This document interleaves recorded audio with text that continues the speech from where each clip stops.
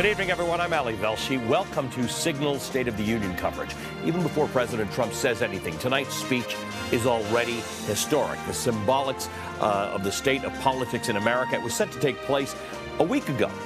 It was delayed by House Speaker Nancy Pelosi because of the government shutdown. So in the next hour, we're going to talk to our dream team of political commentators, journalists, and some special guests who've got some serious skin in the game, from immigration to national security and foreign policy and trade and the economy. We're going to discuss some of the issues that the president isn't likely to bring up, including the ongoing investigation by the special counsel, a growing list of former Trump aides who are being indicted, and the newly empowered Democrats who will be in the room for the speech tonight.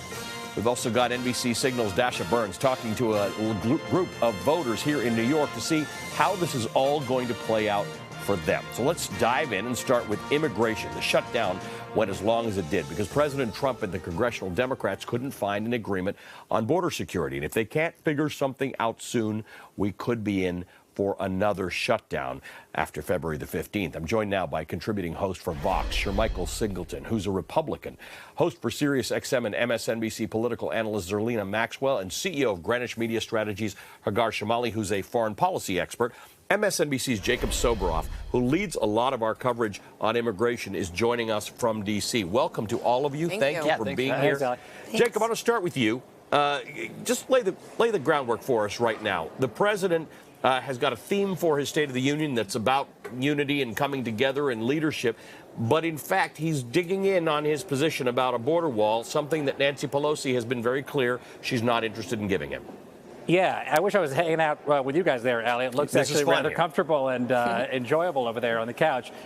Yeah, the theme is immigration, and as we often know, much of what President Trump says about what happens down at our southern border is not based in any form of reality whatsoever. So what I'm going to be watching for closely tonight is, does the president tell the truth? And we know that he struggles with that. Our border communities are some of the safest communities in the nation. The idea that drugs are pouring across the border in unwalled areas, something that the president loves to talk about. He says we either make a left or we make a right. People make neither. They go through legal ports of entry in large tractor trailers and in vehicles to bring these drugs through. The largest fentanyl bust that ever happened just happened in Arizona at a legal port of entry just last week. Was it a truck of cucumbers or something, wasn't it?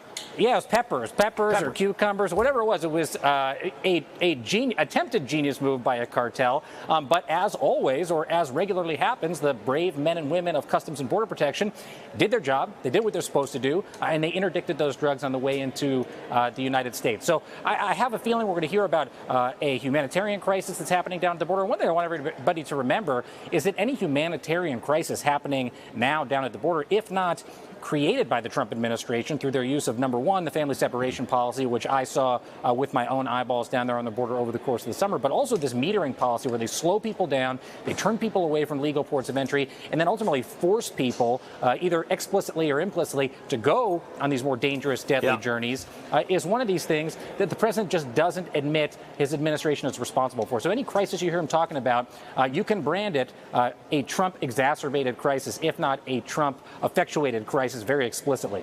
So we're going to watch, Zerlina. We're going to be watching because Nancy Pelosi is going to be over the president's shoulder. The one thing about the State of the Union is a lot of big speeches are one person. Right. This is three people. Yes. So you're going to be watching that. And there are a lot of young people and young Democrats and progressives who went into the last election a little worried about Nancy Pelosi and the general age of the leadership of the Democratic Party and feeling that they're a little bit out of touch and not there. And to a lot of people, Nancy Pelosi seems about 25 years younger than she did 3 months ago. For whatever reason, Donald Trump and Nancy Pelosi are, they can go at it with one another. And she's going to be watching for her reaction when he talks about this immigration crisis is going to be interesting. Yes, because she's somebody who's going up against him who actually has power. And he really has not faced that to this point. I mean, Paul Ryan obviously was the speaker, but in sort of the shared Republican control of government, it didn't have the same power. He didn't have the ability to say no to Donald Trump or to say we're not doing that. We're not going to shut down the government. He tried a few times. He tried a few times, but it didn't work. He didn't have the full. He didn't have the full force and weight behind him that Nancy Pelosi obviously understands in terms of the constitutional power of the speaker. Additionally, though, I think that she understands that this is her moment. Right before she became speaker again, I interviewed her at Sirius XM XM. And one of the things that she was saying is that I'm not going to do this forever. I'll do this for a couple of years, and I'm not going to stand in the way of the next generation of leadership. So I think that that's something that united the party around the fact that you want somebody who's experienced in this moment, because this is unprecedented times. We're really in a moment where it's a day-to-day, stream of chaos and confusion around what's going on in the White House and what the president is tweeting. But at the same time, there are people behind all of these policies. So as Jacob said, the crisis on the border is not, immigrants streaming in and selling drugs. And I don't know the trafficking angle that he keeps talking about in terms of, Nancy Pelosi doesn't care about trafficking. No, she very much cares about trafficking. But that's not what's happening in terms of, the policies he's trying to implement on the border. The crisis has to do with separating families and not being able to reunite them, for example. So I think that Nancy Pelosi represents a Democratic Party that understands the policy. Yeah. And that's important. We can't forget that. I want to bring in Congressman Dan Crenshaw. He's a Republican in Texas. He is on his way over to hear the State of the Union. Dan Crenshaw is somebody I have a lot of admiration for. He has put his life on the line for the safety of America as a Navy SEAL. Congressman, good to see you. Thank you so much. You ran on a platform of being concerned about immigration, but as we were just discussing, it's sort of become distorted. What does success look like for you as a Texan in terms of strong immigration policy?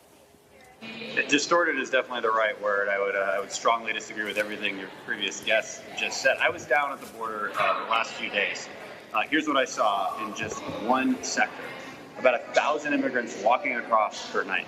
So yes, there are certain drugs that just go through ports of entry. That's usually the smaller drugs like fentanyl that are easy to hide. But in between ports of entry, there's actually a pretty big crisis. President Obama said there was a big crisis, a humanitarian crisis in 2014. I watched hundreds and hundreds of immigrants come across. And as I was talking to Border Patrol, I said, how many do you just not catch that you can actually see with your cameras and your sensor technology? And they said at least a couple hundred a night get across without us even catching them. So to say there's nothing going on down there is just patently false. We do need to solve this. It's a multifaceted approach. Listen, there's three prongs to border security. It's like a three-legged stool. You need all three: personnel, technology, and infrastructure.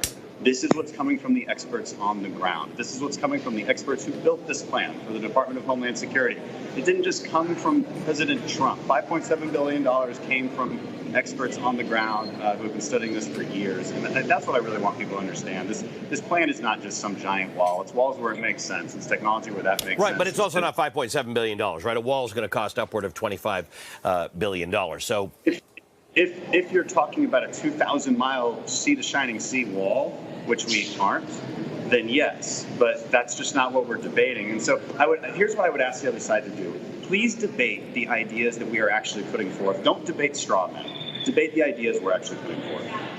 What do you want to happen, though? Because in the end, we can't really, nobody wants to see another shutdown on February 15th. We don't think the president's declaring a national emergency tonight, which he's floated as an idea to get the funding. You're there in Congress. You're one of the people we've elected to actually come to agreements and negotiate with each other. So what do you see happening, and what will you contribute to getting done? Listen, I'm going to keep making the argument. I'm going to keep laying out the facts. I'm going to keep talking about the actual plan. I hope the joint conference that's working on this, the joint committee that's working on this right now, is coming to some good conclusions. I've talked to a lot of Democrats privately about this while the shutdown was happening, and they would look at the plan we're offering and they said, I'm not against that. That makes sense. Okay, it's coming from experts. It's expert-driven. There's a lot of thought put into this, but they just didn't want to vote on it while the government was shut down. So, fine. The government is open. Let's keep it open. Let's agree on what I thought we all agreed on, which is that our sovereignty matters, that our rule of law matters, and that we have to have an immigration system. All right? And here's the reality. When all these people are coming across, they're cutting in front of legal immigrants, and that's not okay. All right, so Congressman, I think we would get agreement from everybody that we need proper immigration, and that, comprehensive immigration reform involves a lot of things. It doesn't always sound like that when the president talks about it. It sounds like a wall. I know it sounds that way, but his own plan is actually everything I've described. So, and I'll go through that real quick. $5.7 billion for infrastructure. Really what that means is the kind of fencing that we already see down there. It's another $800 million for humanitarian and medical aid. So under 75 immigration judges. This is really important. And also detention facilities to actually hold more people. We need to be able to adjudicate immigrants as they come across. We need to be able to adjudicate them quickly and then turn them around if they don't actually have a valid claim. So it's actually an all of the above solution. It's technology, it's additional personnel, and it's barriers where we need them. Congressman, have a good time tonight. Thank you for taking some time to join us. Hey, great to be on. Thank you. Dan Crenshaw of Texas. Let's go down to our watch party in downtown New York, where Dasha Burns is standing by with a TV set that reminds me of my youth. Dasha, who are you with there? Hey, Allie. I've got a group of enthusiastic, politically active young voters here from both sides of the aisle. This is the generation that's going to inherit a lot of these policies and the effects of policies that we're talking about tonight and that the president will address in his State of the Union. So we have Paolo and Sarah here on the Republican side, and then we have Divya and Pablo on the Democrat side. So, guys, you are just embarking on life after college. Some of you are pursuing graduate degrees. When you think about your future and the stakes here, what do you hope to hear from the president tonight? Divya, let's start with you. Absolutely. So, I mean, we just talked about border security, and I think President Trump is scheduled to talk a lot about a message of unity and bringing people together from both sides of the aisle. And I would love to hear, from his own party, there have been a lot of recommendations with regard to pulling out of Syria and Afghanistan and bipartisan bills that didn't really support that decision, in addition to threats around cybersecurity from China and from Russia and all of these other things that might prove to be bigger concerns even than the border wall. And I'd love to hear how he's planning to prioritize all of these things that are really important to our national security. And Paolo? Yeah, I'd really like to see the president talk about prison reform. It's an issue that comes close to home.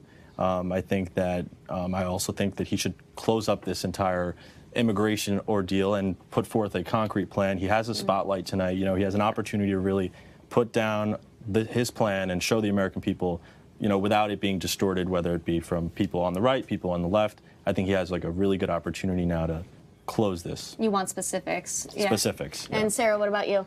So the last State of the Union, the president was really getting his feet wet as a legislator for the first time. But now this is the first State of the Union where his re-election's on the horizon. So I'm really interested to see how he holds true to promises where he's maybe being pressured by both sides of the aisle.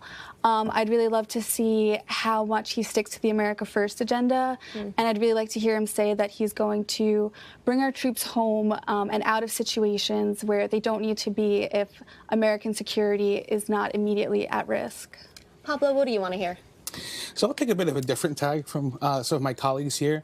The president might be able to, I think, present some new and interesting ideas on some of the issues that him or his team have floated in the last few days. For instance, perhaps reducing prescription drug costs or, helping to alleviate the HIV/AIDS crisis. There might be potential for substantive bipartisan deal there.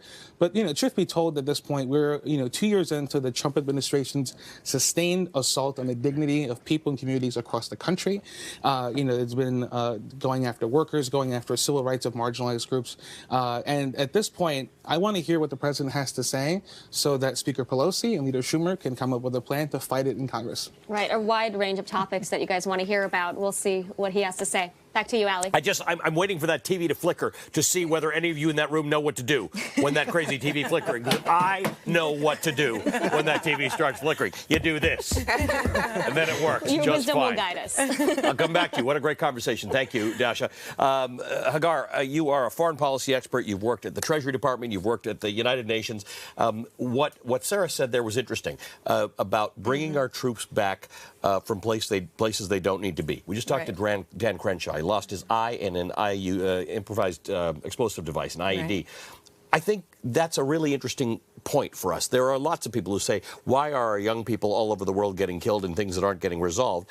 But there's a lot of fear that sometimes the president maybe is not thinking this out through properly. Syria recently was an example. How do we think about where we're supposed to be in the world? You know, what's interesting is that President Obama ran his campaign on the same promise, which was that we were going to get out of foreign wars. Right. It was very much, and a lot of our foreign policy, specifically as it relates to Syria, which I had personal experience with, was a backlash to or response to how we acted in Iraq and the consequences of our intervention there. And so, you know, it's something he ran on successfully. I expect President Trump to say that again. Obviously, he repeated that for Syria and Afghanistan, but it comes with great costs. On one hand, you have the cost of our national security objectives. If you talk about something like Syria and Afghanistan, you've got major interests there. We have counterterrorism initiatives, partnerships with allies. With Syria, you're talking about containing Iran. You're talking about protecting Israel, partnership with the Kurds who helped us defeat ISIS. Well, not entirely. Right. There are still pockets of ISIS, as we know.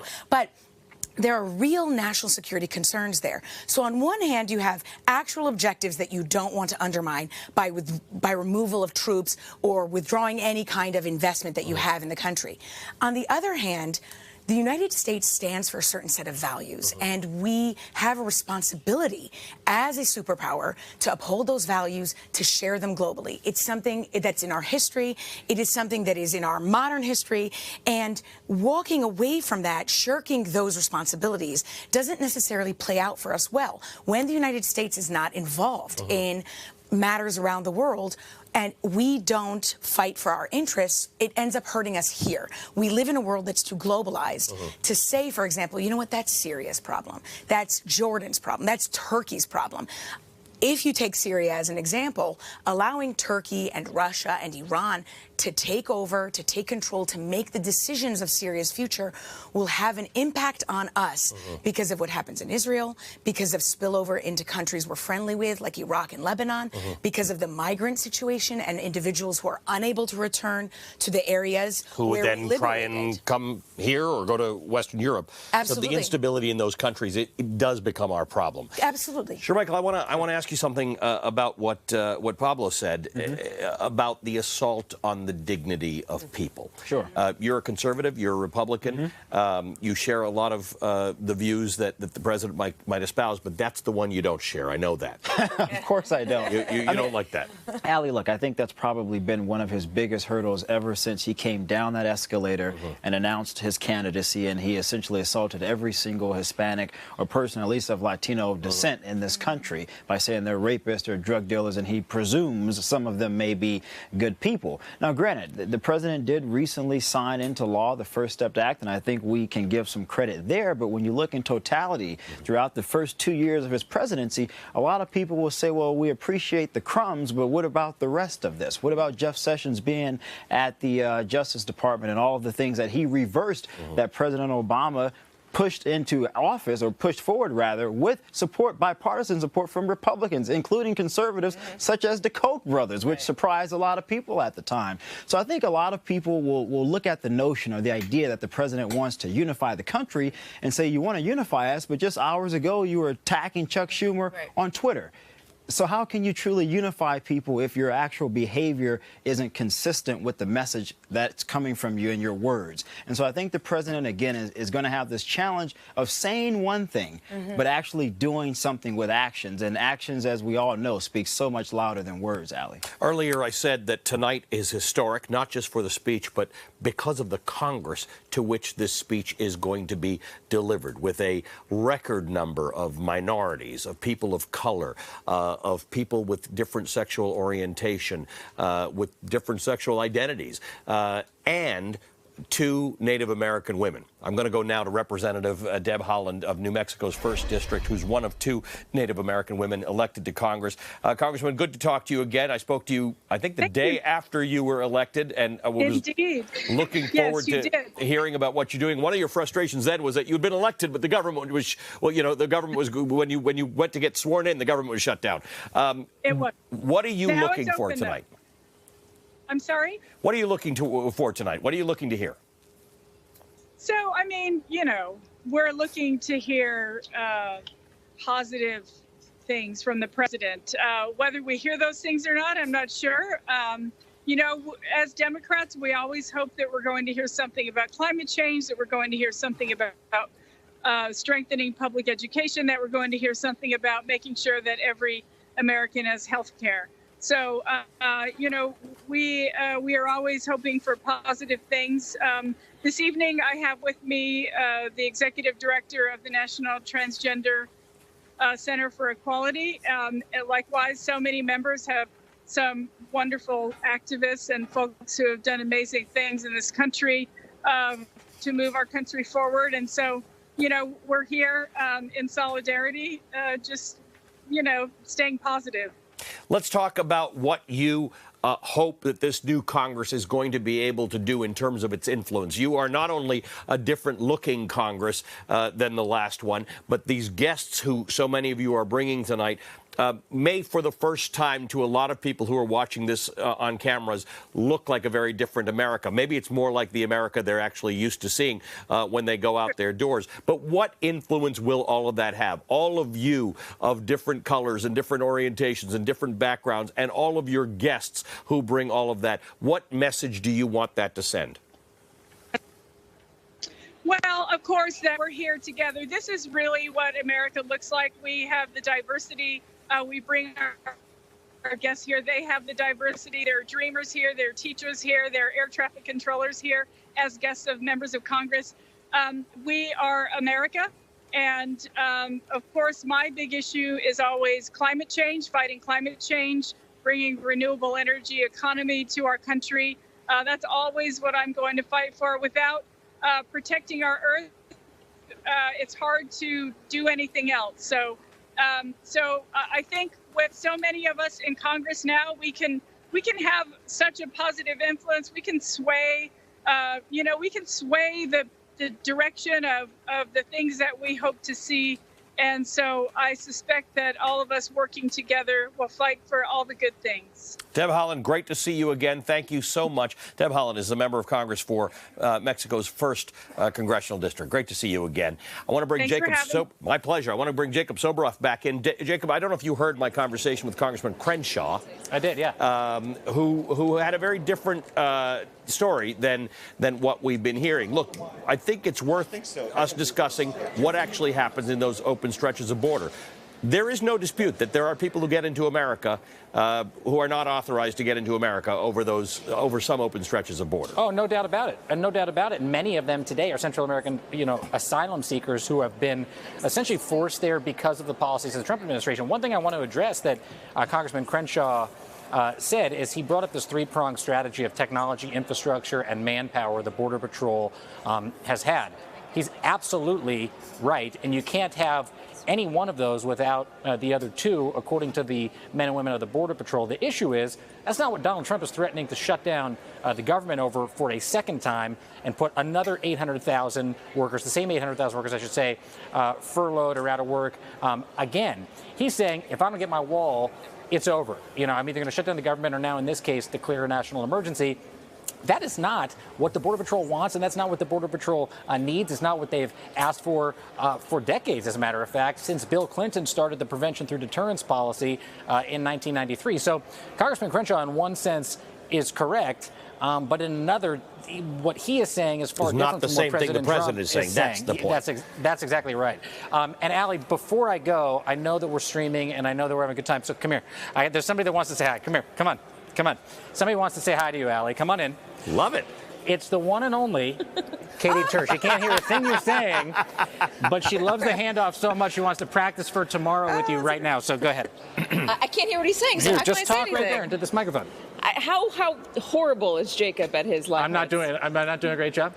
No, it's fantastic. This is amazing, Oh, okay. Katie. Okay, My no, days are never complete He says his days aren't complete on a screen without Katie. I'm told that this is without you on a screen. I'm told this is your brunch look. This is my brunch look. I got jeans on, which I never wear. No, the camera has to see the jeans. Down to the jeans, please. Pan There down. we go, yeah. Can we get a pan? I got jeans on, Katie Tur. Look at that. Oh, wow. I look like wore my a full son. sweatsuit to brunch, Allie. I don't know what's up with the blazer and the jeans, but we'll give you a sweatsuit. I don't get out of my robe. It's a stretchy blazer, pregnant. like it's a swacket, like a jacket with a sweater. It's a swacket, a jacket with a sweater on the inside. A swacket. That's making me sweat thinking about it, Allie. So, Okay, bye. Thanks, bye, cool bye, kids. Katie. Great to see you. Jacob, thank you for clearing that up. All right, my friends. And we're going to continue the conversation in just a moment. But first, after all the talk over the last few weeks about possible different locations and timing for the speech, well, we actually started to wonder what actually qualifies as a State of the Union address. So we asked NBC's national political correspondent, Steve Kornacki. What can we tell you about the State of the Union speech? Well, we know that in the history of this country, 200 plus years right now, the definition of, the concept of the State of the Union, it has changed. The Constitution simply says the president has got to keep Congress apprised periodically of the State of the Union. First couple presidents we had actually gave speeches to Congress, annual speeches to Congress. But then, for more than 100 years, starting with Thomas Jefferson, all they did was they took a bunch of papers like this, wrote out a message, sent it over to Congress. That was the State of the Union. Until the 20th century, it was Woodrow Wilson. Woodrow Wilson was the first president who said, you know what, I'm going to revive that old custom of going there, going to the House chamber, delivering the speech myself. And the sort of modern tradition of the State of the Union starts there. The Speaker of the House customarily invites the president, sets a date, January, maybe early February, takes place in the House chamber. It's a joint session of Congress. The senators are in there, too. The president walks in. One side's going to clap every 10 seconds. The other side of the chamber is going to sit on their hands for the entire speech. At some point, the president is going to point to a few random citizens who are sitting up in the balcony, tell their stories. There's a big ritual that's kind of built up around this. Is anybody really getting much out of this anymore? That question has been raised for a while. We've kept on doing it year after year after year. Maybe ultimately, whether it's with Trump or whoever the president is after Trump, maybe we just have a bigger rethinking of what the State of the Union is, because history shows it doesn't always have to be the same thing.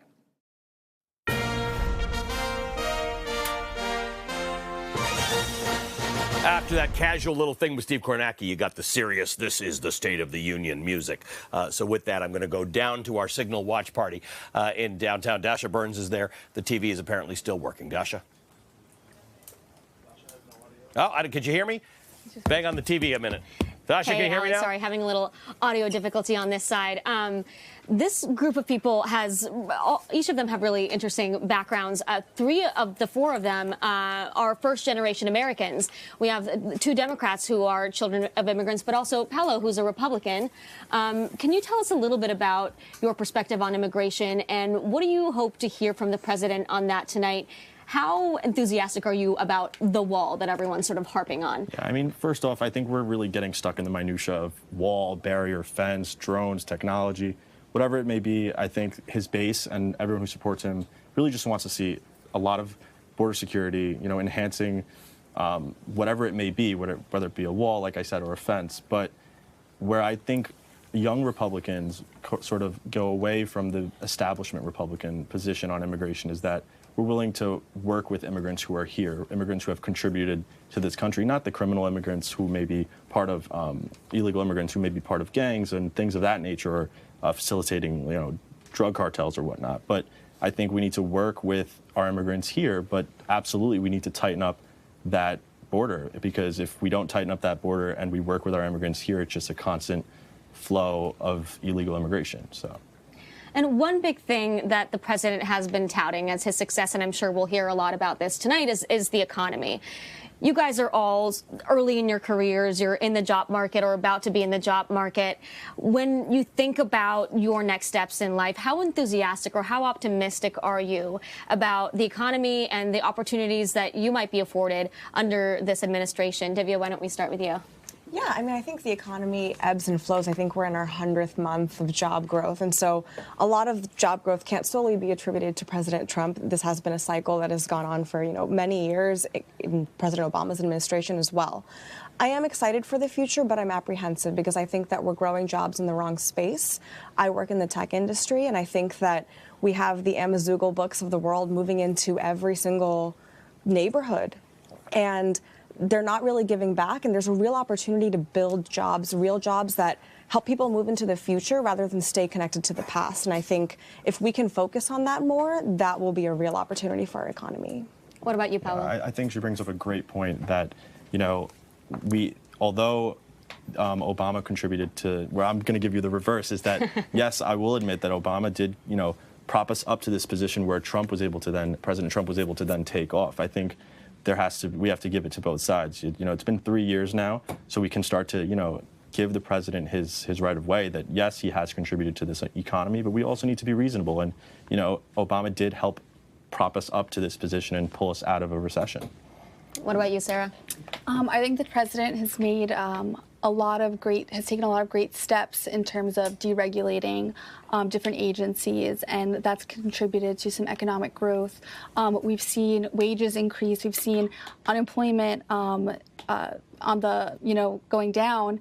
And I think that as a young person, tax cuts make a huge difference. Like I remember when the bill passed, I went online, I checked to see, will my tax return, how much more am I getting under this tax plan versus before? Did you see a bump? Yeah, I saw a bump.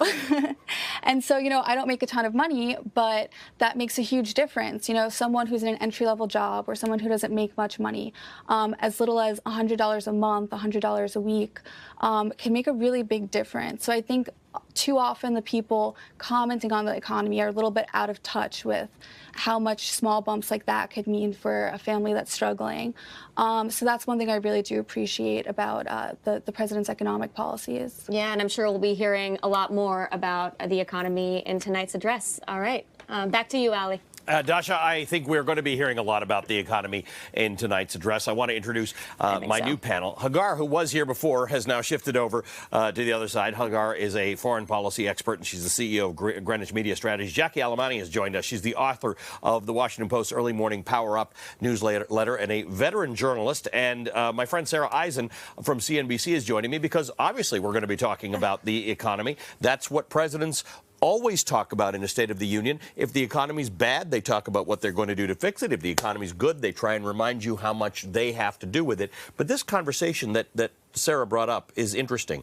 The president would like to take a lot of credit for where this economy is right now because mostly it's good. There are problems about unequal distribution of money, but the jobless rate's good, GDP growth is okay. How do you navigate through whose economy this is? He should take credit for the economy, and I think he should take credit for jobs in particular, because that is the brightest spot we have in our economy right now. We just had a jobs report for the month of January that showed 304,000 jobs were added, blew past expectations. This was during a government shutdown where there were worries about whether businesses would step back and hire. The fundamentals of the U.S. economy are strong. There's no question the tax cuts helped. You can debate how much they helped. Yes, a lot of that money went back into the stock market, but wages are rising. And I'll tell you something else to President Trump's credit, whether it's all about him or not, there has been a confidence boost for consumers and for businesses. That's all the good news. Wages are rising. I should also mention that above the 3%. 3.2%. I mean, that's good. During the Obama economy, it was 2 to 2.5%. We had a jobs recovery. We didn't have a wage recovery to the extent that we're seeing right now. That's the good news. Things are slowing, though, and the outlook is a little bit cloudy from here. Why? Well, because the president's trade policies. That hurts confidence. It sort of negates some of the positive impact we've seen from the tax cut. So if he talks up making a deal with China, I think that could go a long way to restoring some confidence. There are also concerns that this was just a sugar high in terms of the tax cuts. It got an immediate boost to the economy, and we saw that jolt of growth last year. But the economists aren't looking for a 3% growth year this year like we saw last year. So things are good, and he's right to tout that. But I think there are some policy uncertainties growing, and there's not quite the optimism we saw, say, this time last year. So, Jackie, what Sarah is sort of alluding to is that there's the animal spirits we talk about, right? And Trump did unleash those. He did make people think that he was going to do these sorts of things that he had promised. The stock market did respond to his promises to deregulate, and he has done a lot of that. He's now 2 years in, and the problem is, people are asking him to deliver on these promises. The wall is one of these, right? He may be convinced that the wall is not a practical approach, but the fact is it's a promise, and he's now in the promises made, promises kept category. That's right. And actually, I've been reporting on a story that we have coming out tomorrow about Stephen Miller, who really is that last remaining his immigration expert. Exactly, and the person who is largely responsible for penning the speech that Trump is going to give tonight. The last person to have his hands on the speech, most likely before Trump gives it, and the last person to probably scrub it of policy he agrees or disagrees with. And Stephen Miller is also unique in that he is the last person in the White House who is a campaign original. There's maybe a handful of others, but no one with the sort of policy influence that Stephen Miller has. A young guy, really smart, ideologically far to the right. Exactly. Outside of the mainstream of the Republican Party. With immigration. Yes. That's his main focus, and it's most likely why he's been so effective, at least rhetorically, in getting the message across. He's able to, write in Trump's voice, and they are aligned in that way. But he is that person who has the list that everyone always said Steve Bannon had of all of the campaign promises, and is constantly reminding the president, these are the things that you promised. And I think that what we're seeing here is between China withdrawing from these endless wars, which he called them during the campaign, Syria, Afghanistan, and then immigration, those three things are all coming to a head. And so tonight, the White House, some contingencies of the White House have been pushing this unity, this comedy, this bipartisanship message.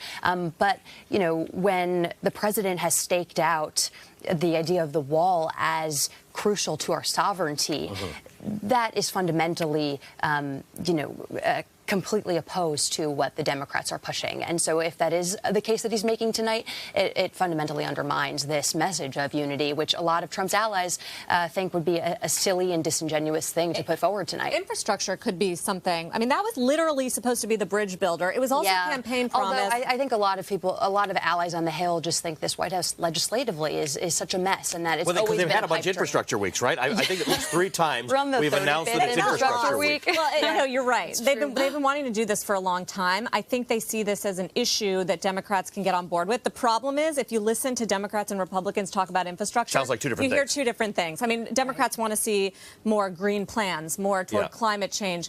There's also no form of agreement on funding. And here is the president's vehicle at the White House. We're just waiting for the president to get in, but he is traveling separately from the First Lady to the White House. She went ahead to greet some of the guests that they've got. The president will be following shortly.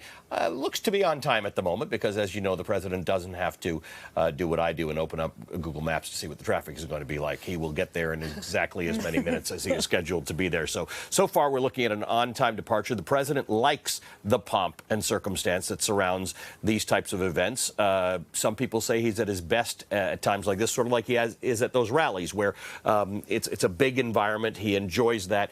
So if you are expecting the president to be at his best, this is a night that you might think about that. Now we've switched over to Capitol Hill, where you are seeing, I see a number of senators walking into the chamber right now. This is a night where it becomes very crowded. This is the House of Representatives, that they are sitting in the House chamber, which is the larger of the two chambers, and everybody's there, and there's guests in the gallery, and the generals are there, the military's there, the cabinet secretaries, the Supreme Court. Ruth Bader Ginsburg will not be there. She's recovering from lung cancer surgery. She did go out last night, by the way. She went to see a screening of the Notorious RBG in Song, but she's not making it out tonight. As you know, there's always one cabinet secretary who sits it out, and that's a national security issue. They do that, Hagar, in case something bad were to happen. There is somebody who is in the line of the presidency who can hold the fort. And by the way, there are also bunkers all over the place. There's a lot of security preparation that goes into something like this. It was part of the argument for delaying the State of the Union during the government shutdown. Others said they can handle the security, but right. It is a big, important matter. This is the presidency of the United States. There's Nancy Pelosi. There's the vice president. Hagar, the world will watch this tonight. Right. And many of our allies will watch this. And many people are too young to remember why we are part of NATO. why we have military alliances, why trade alliances exist, because if you trade with people, you're less likely to go to war with them. Right. Why, when NATO was formed, the Soviet Union was a big threat, and they were expansionist, and they were pushing west into Europe. A lot of our NATO allies are very, very worried that the president will continue to suggest that we don't need to be part of these international alliances. Right. And, you know, he hasn't himself been very consistent on this point. During his campaign, he campaigned about, you know, we should withdraw from NATO. The suspicion is that he was maybe listening to the Russians. That's very much a Russian desire. As you noted, NATO was created during the Cold War. It was meant to unite those as a front against the Soviet Union. And after the fall of the Soviet Union and the fall of the wall in Berlin, NATO remained. And the reasons shifted. It evolved. And NATO had a number of successes all over the world. Yugoslavia, Libya. I mean, it's not something that went away. And so, but at the same time, the United States continued to grow its membership, and it included all those countries. We got up to 29 countries. Exactly, and they all line up against the border with Russia. And so with each one that gets closer, and obviously Montenegro was the most recent, and that was something that President Obama had not approved. President Trump did. You know, it makes Russia. It concerns them, right? Because it makes it seem as though, well, why is this pact necessary? So that being said, you know, I do think they're going to be watching. I have to be honest with you. While I do expect a lot of foreign policy in this, in the State of the Union, I don't expect a lot to be about the allies. Here's the president getting into his vehicle. You can see some cameras there flashing their cameras. You can see the flash from the cameras. You can't tell much from his expression, waving to the cameras and getting ready to depart. You did notice when you were looking inside the chamber, all of the women wearing white. Jackie, is it a protest? Is it it's sort of standing in solidarity with the suffragette movement? Yeah, and you know, I think women House Dems have done this before. But I do know that I believe that Nancy Pelosi did give guidance to her caucus. She's dressed completely white. Yeah, she's dressed completely white. Did give guidance to her caucus to not pull any Joe Wilson-esque stunts. Yelling out. Yes, exactly. Saying things. Nancy Pelosi seems to be sort of able. There you see it's a stunning photograph. It's a stunning image when you see it. The number of women who are fully dressed in white. It is going to be really something remarkable to be watching Nancy Pelosi and her expressions over Donald Trump's shoulder, because if that's what she's instructed them, then she's not going to be rolling her eyes and huffing and that sort of thing. I think she'll probably be keeping fairly poker-faced about it. Jackie, to the point that Hagar was just making. About NATO and about national security. NATO has an Article 5, which says that an attack on any member is an attack on all members, and that they are to establish, put it bluntly, a war footing. There's Elizabeth Warren coming in. The only time Article 5 has ever been invoked was on 9/11. The only time the NATO world had to send troops in to defend a country under attack, a member country under attack, was 9/11. And people from those countries died in wars that resulted from that. It's a real national security matter. Yeah, it is, and especially on the heels of the U.S. withdrawing from the INF Treaty last week, which also angered our European allies. There has just been action after action taken by this president with a total disregard to our history and why these things exist. Simultaneously, you see the president fighting with his intel chiefs in public, dispelling what they have to say with regards to other international threats. And Russia is watching. Putin is watching. And this isn't, we're gone with this. Putin has eschewed this Soviet-era ideology and is more of a pragmatist. And so he's looking at these things as an opportunity. And you saw even just over the weekend, Russia said, OK, you pull out of the INF, which was designed by the U.S. to potentially force Russia into adhering to this nuclear pact, and say, OK, we're gonna make more nuclear weapons. We got things to do, yeah. So, this. A former German foreign minister said that what America has done under Donald Trump, the Russians couldn't even have dreamed of. Right. It's so creative. It's drawing wedges, driving a wedge. Economic policies as well. I mean, just this week, it's not as big of a deal as a national security issue, but His nominee to be the next leader of the World Bank, David Malpass, is someone who has been critical of institutions, multilateral institutions like the IMF and the World Bank. Guess what? China's already got an Asian Development Bank with almost 100 members. That does very similar things. Does very similar things, They but does not fund have development. U.S. leadership. Yeah. And that is what is so valuable. And, you know, it goes back to the founding in Bretton Woods, the trade confrontations that we have had with both allies and adversaries alike. Maybe they will result in better trade deals, but how much damage along the way? Right. For instance, cross-border deals between the U.S. and China have completely dried up. Well, guess what? China's marching on with artificial intelligence and 5G. We want to be involved in cooperation and not an adversary in those types of items. So I think this America First worldview has certainly morphed, but through the economic policy lens, I think there are definitely security issues that come out of it as well. Lots to talk about. We haven't even started the speech yet. In addition to the policy areas that we're talking about here, the president is going to bring up, we're also wanting to give you some historical context for other aspects of the speech that you can listen for. Presidents have more in common with Lady Gaga than you think. They both live for the applause. In 2018, President Trump gave one of the longest State of the Unions in history at 1 hour and 20 minutes. And about 30 minutes of it was just Republicans clapping. He even clapped for himself quite a bit. Bill Clinton holds the record for his 2000 address that lasted 1 hour and 29 minutes. His 1995 address is the second longest at 1 hour and 25 minutes. Trump accused Democrats of treason for not applauding him. But ovation at these things has been divided along party lines since the 80s. Until then, each party had a liberal and a conservative wing, so if a president had a conservative or liberal pitch, he was appealing to both parties.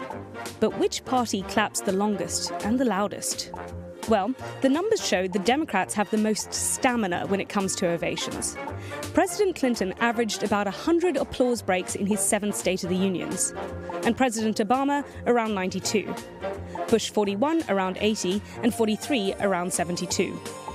If the opposing party grants any applause to the president, it's at the mention of veterans. Applause hasn't always been a thing at these addresses, though. The address is mandated by the Constitution, but it doesn't say how it should be delivered or how often. From Jefferson through Taft, it was delivered by letter. No applause required.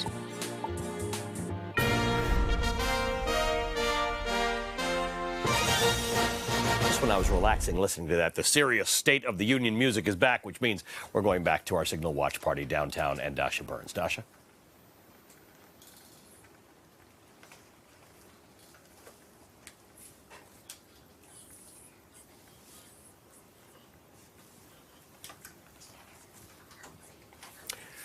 I was thinking maybe that was just me getting old, but actually we couldn't hear what they were saying. Maybe it's because they have that old 70s TV set in the room. One thing that we've mixed people around, but you know them all. We got Shermichael, we got Hagar, we got Jackie, and we have Zerlina. Hagar, you were just saying something in the break about the fact that the president does have a few foreign policy things to tout, and Venezuela is something that wasn't on the agenda about a month ago. We have... I don't even know how you would describe what's going on in Venezuela. We have a president who, we sort of have two people claiming the presidency at the moment, one who's been recognized by the United States and its allies. Right. So basically what you have in Venezuela, what's happening there is there was an election held in May of last year that many people viewed as a sham. The current, well, I don't Hard to know which president. A guy named Maduro. The guy, Nicolas Maduro, has claimed, obviously, that he won a second term. Each term is 6 years, and many people have viewed it as a sham. Now, January 10 of this past year was when there was when he was going to be inaugurated again for his second term, and given the dispute about the election, and given a provision in their own constitution about an absence in presidency, it has allowed Juan Guaido to claim that he is president. He is the leader of the opposition party in Venezuela. And that's not a coup. There's something in their government that allows for that person in the same way that the Speaker of the House would ascend the presidency. That's exactly, and that is precisely why you had President Trump among the first to recognize Juan Guaido as president, and then it followed. I mean, you had Canada, you had a lot of European countries, you've had countries in Latin America as well recognize Juan Guaido as the president of Venezuela with a call for him to hold free and fair elections. And that is going to be touted, you think, by the president as what? An American success or the spreading of democracy? What's he going to... Right. Well, actually, all of it. I mean, I think he's going to argue that, his policy to recognize Juan Guaido as president, to impose sanctions on PDVSA, that's the oil company, oil giant of which we'll Venezuela. know as Citgo because those are the gas stations. That Exactly. I mean, that is a huge source of revenue for Venezuela. It's also a big source of corruption. I think that he's going to say, you know, between that and the sanctions, and now I espouse, I guess, pushing troops into neighboring countries to handle the spillover, that he's going to say he's addressing a humanitarian crisis in Venezuela, which there is one. He has said that, yes. Yes, and so I think he's going to say they say that. there might be 1 million people trying to get into Colombia. I mean, they're really... It's the pharmacies are empty. The hospitals don't have medication. Inflation It's a travesty, 10 million% or something like that. I think we got Dasha's audio working again. Dasha, can you hear me? Actually, I guess the question is, Dasha, can I hear you? Yeah, I've got you. Yeah, I got to hear you too. Go ahead. Okay, perfect. Well, we've been having a really interesting conversation about national security here. And Divya brought up a good point about cybersecurity. You're a data scientist with a heavy tech background, and that's something that you really want to hear about tonight. Give me a job assessment. How has President Trump done on cybersecurity? Absolutely. I mean, I would, as an assessment goes, say that he's done quite poorly from my standing. I think in the last election, what we've seen is that Americans are uploading millions and millions of their personal data points every single day.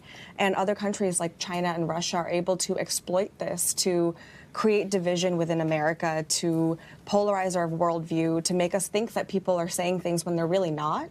And that's one step. If that doesn't concern you already, that, you know, your personal opinion could be swayed by another country purely based on the data points you upload, there are also breaches in our national security. So in addition to my personal data, this means being able to bring down power grids, being able to mess with serious American infrastructure that could have real safety concerns for the American people. And that's very concerning to me. And I think that the president has really cultivated a relationship with one of the biggest perpetrators of this, which is Russia.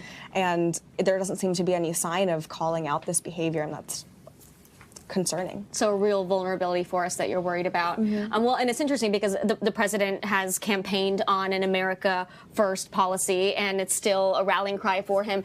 Sarah, that's something that, you know, he really got your support based on that. How do you think he's doing? Has he fulfilled his promise, and do you think it's working? So America First to me doesn't mean take no measures of national security. It's really about making sure that we're not endangering the lives of our own citizens when it's not totally necessary to our own national security.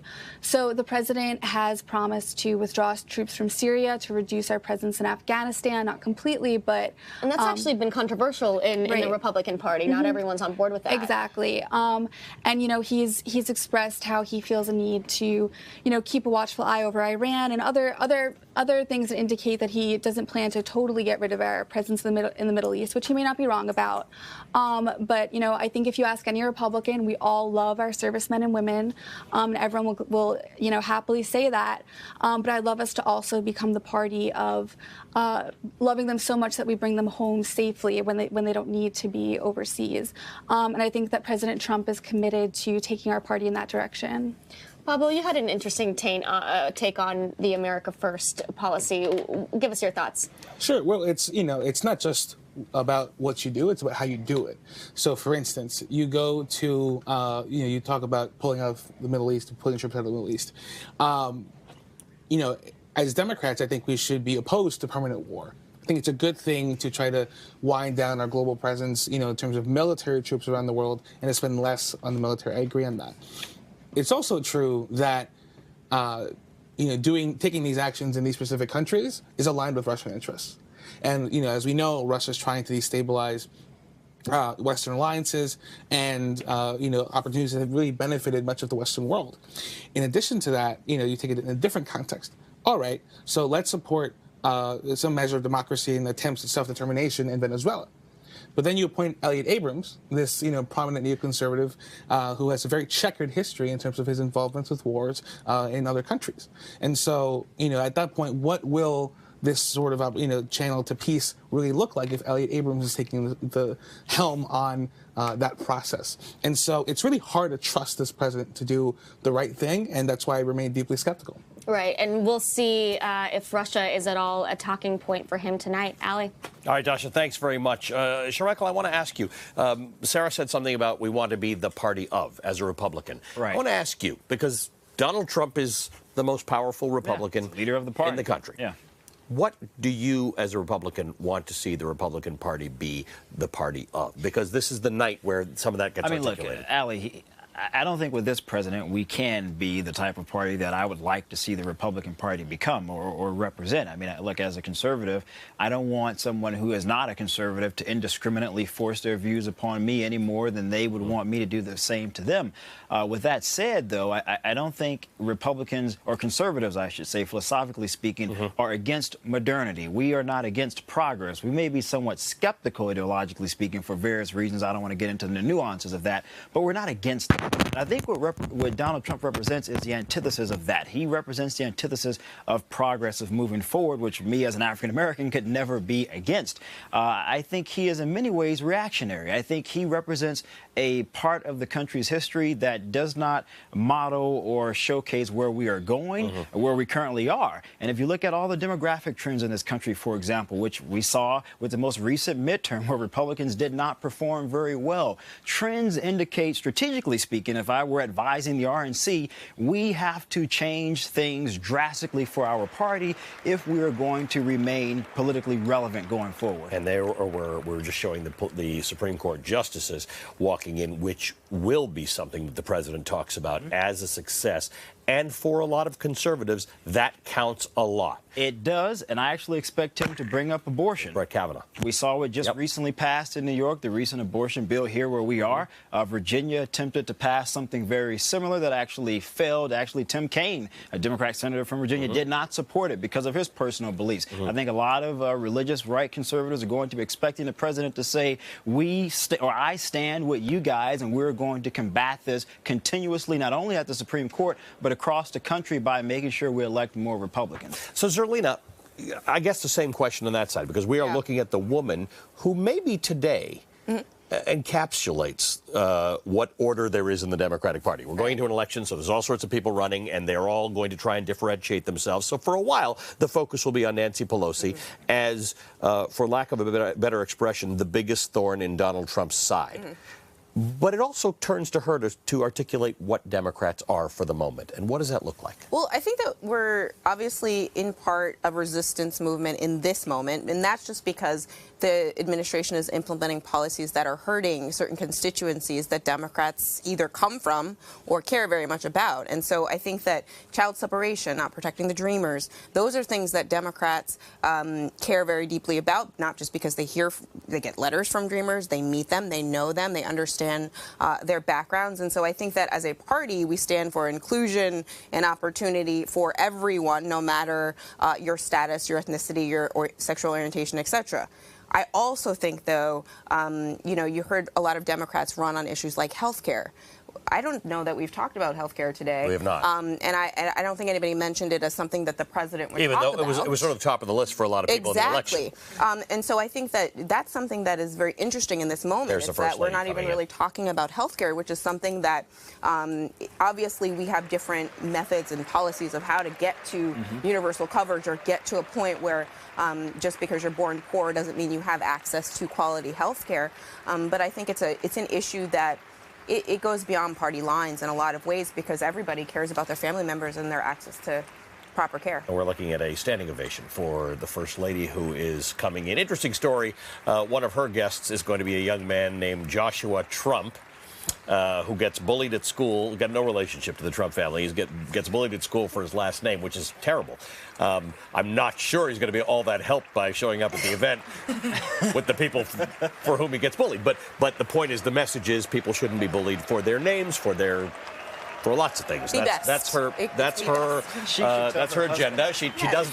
There's definitely some incongruity there with the fact that her husband bullies some folks. Yes. But to the extent that that is her agenda, that is who she's coming in. That is who she's bringing to the event. Now, that said, the president does appear to be running a little late. At this point, he would generally be in the chamber, and he's not there right now, which is a little stymieing to me because he doesn't actually have traffic problems in D.C. He gets to get there. There's some last-minute waits to the speech. Well, He's the bride. People have to wait for it. You know, supposed to be last week. Jack, you made a really interesting point, and that is Stephen Miller is a guy we don't see much. He is very, very influential in this administration, or at least with this president. And one of the interesting reasons why we struggle with immigration so much is because the president.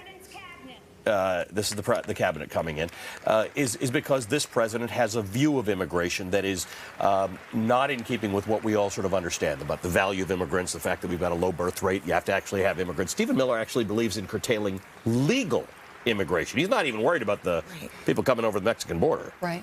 Yeah, I mean, the administration pushed an asylum change in the midst of this entire immigration fight. But I also want to point out, actually, right before we went on with you, a big story broke in the New York Times about Trump's lunch with TV anchors, where he called Chuck Schumer a son of a... you know what, and I don't know what the deal with curse words is on internet shows, but I don't know either. This is new to me. It's the first time I've ever been on TV at a time, so I don't know. This is all new to me. And took a post-mortem potshot at John McCain and said his book didn't sell, and he said Joe Biden was dumb. So this is not the story that the White House wants coming out right before the president is about to take the stage here. So I'm wondering if all of this is percolating right now, and the president is maybe having a little bit of a pivot on what he's the kind of aggression he's going to insert into his speech today. I want to just keep on going with this conversation, but we are actually out of time. So I want to have a big thank you to all of you, all of our guests in New York, the ones that are here and the ones who aren't. Thank you all for watching our pre-show on Signal. We're handing it over to President Trump at the Capitol, my colleagues Lester Holt and Savannah Guthrie.